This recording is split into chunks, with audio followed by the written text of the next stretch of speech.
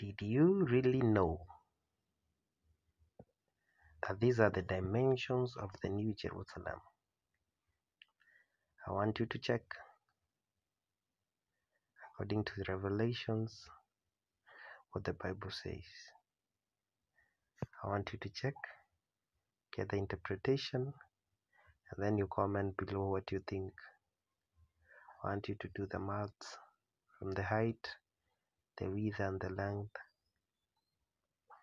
I was chatting with ChatGPT so that it may come to a conclusion about what it thinks about heaven, the dimensions in today's time, and this is what it said.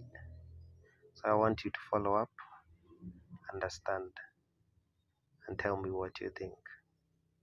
Comment below.